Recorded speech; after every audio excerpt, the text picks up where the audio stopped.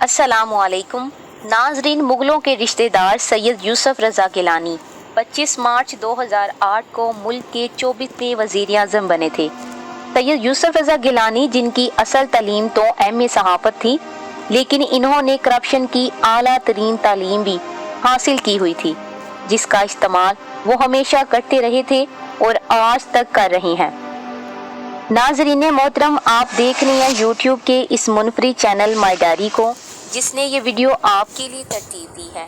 अगर आपने हमारे चैनल को सब्सक्राइब नहीं किया तो बराए मेहरबानी हमारे चैनल को सब्सक्राइब करते हुए साथ मौजूद बेल आइकन को भी प्रेस कर दें। इसके अलावा आप हमारे फेसबुक के पेज माई डायरी को भी फॉलो कर दें।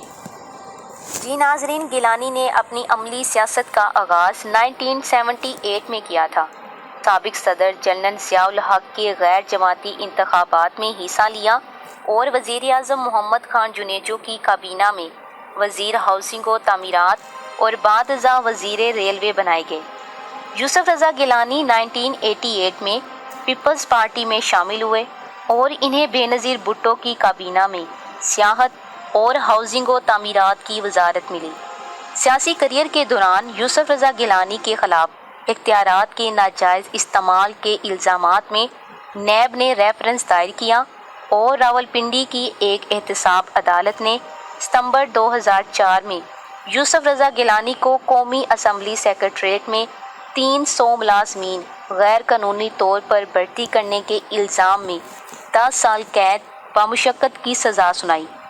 ताहम 2006 में यूसुफ रज़ा गिलानी को अदालती हुक्म पर रहाई मिल गई। यूसुफ रज़ा गिलानी ने अडयाला जेल में असीरी के दौरान अपनी याददाश्तों पर मबनी एक किताब चा यूसुफ से सदा भी लिखी।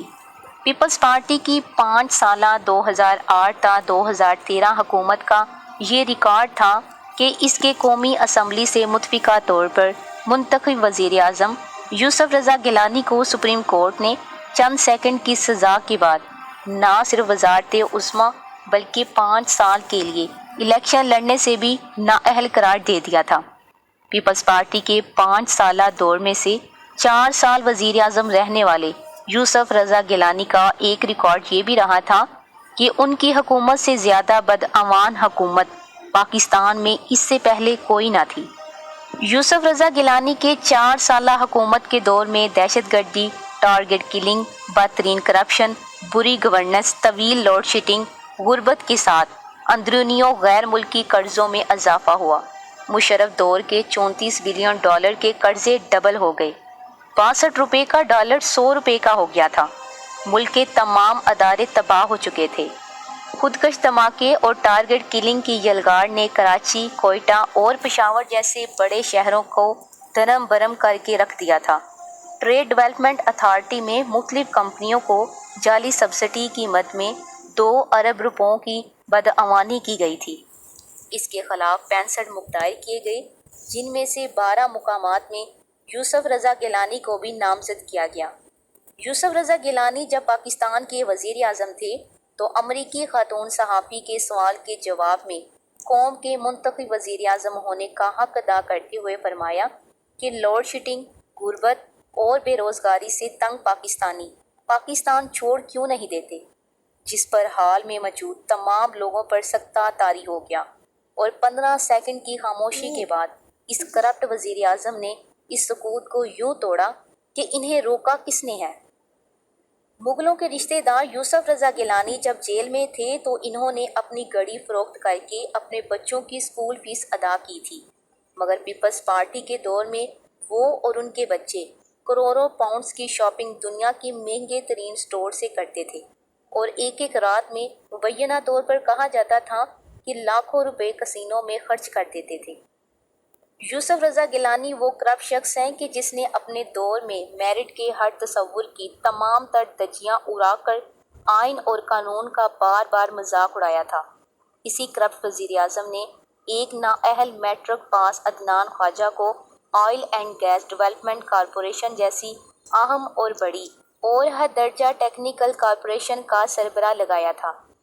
गिलानी के दौर में ही हज के मामलात राव शकील जैसे मलून के सुपुर्द किए गए थे और इसने हाजियों को ही लूट खाया था।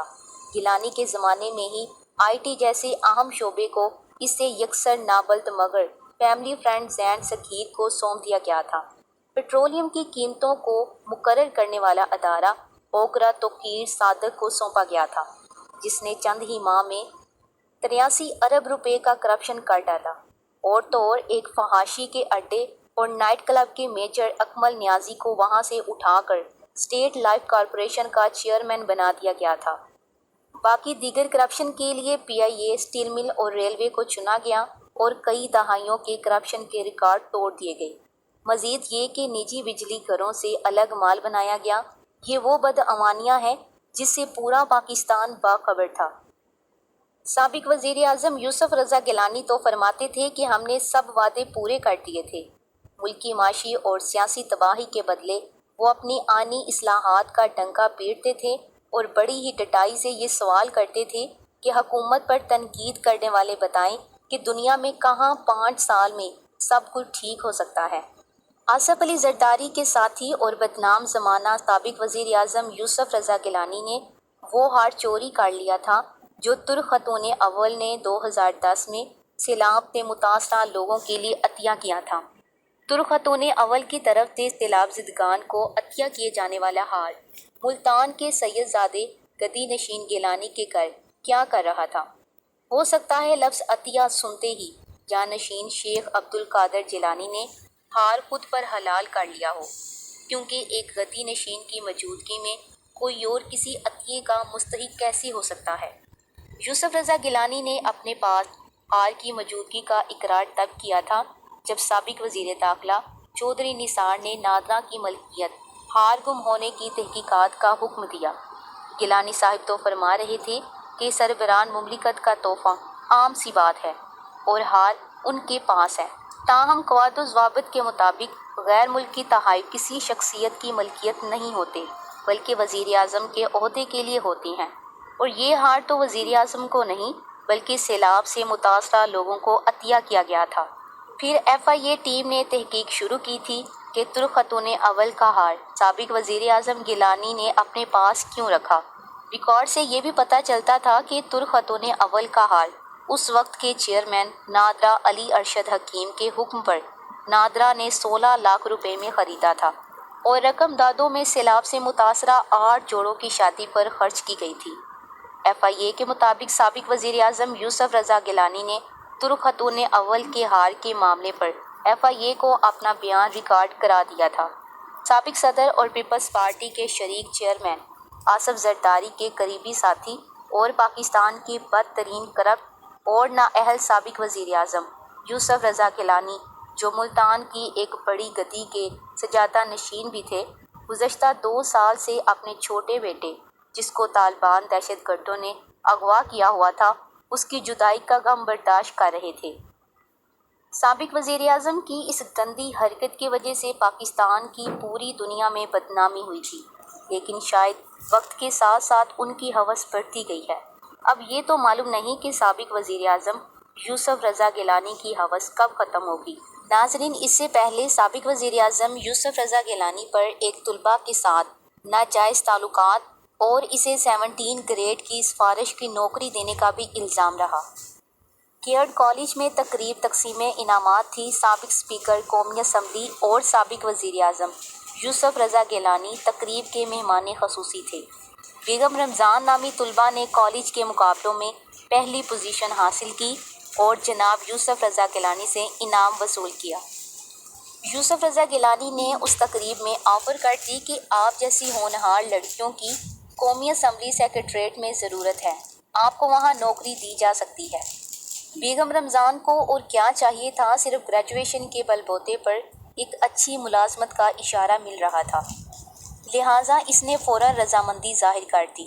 یوسف رضا گیلانی نے 70 اسکیل کی ملازمت کا پروانہ جاری کر دیا۔ بیگم رمضان نے کچھ دن ملازمت کی اور پھر مزید تعلیم کا کہہ کر یوسف رضا گیلانی صاحب کے ذریعے 1 سال کی چھٹیاں منظور کروا لیں اور لاہور آ کر یونیورسٹی میں داخلہ لے لیا۔ یوسف رضا گیلانی کی یہ نوازشات صرف بیگم رمضان تک ہی محدود نہیں تھی، بلکہ ملک کی ایک معروف شاعرہ شبنم شکیل کی صاحبزادی ملاحت احمد بھی ان سے مستفید ہو چکی تھی۔ مصطفیٰ کو گریڈ 17 میں قومی اسمبلی میں بطور سرچ آفیسر تعینات کیا گیا۔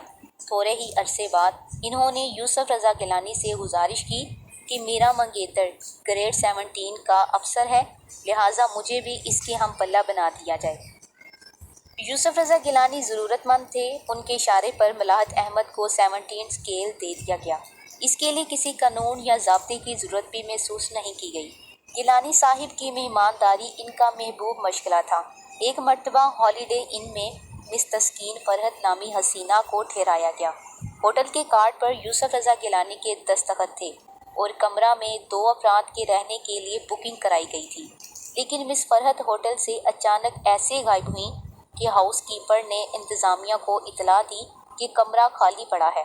کمرے کا بل 2183 روپے بنا، جو محکمہ ہاؤسنگ کو ارسال کیا گیا، کیونکہ یوسف رضا گیلانی اس وقت اس محکمے کے وزیر تھے۔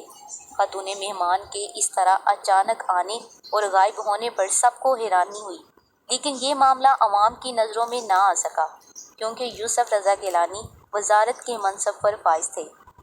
دوسرا، ہوٹل والے اپنے مستقل گاہکوں کو پریشان نہیں کرتے، کاروبار جو ہوا۔ Thanks for watching. اللہ حافظ۔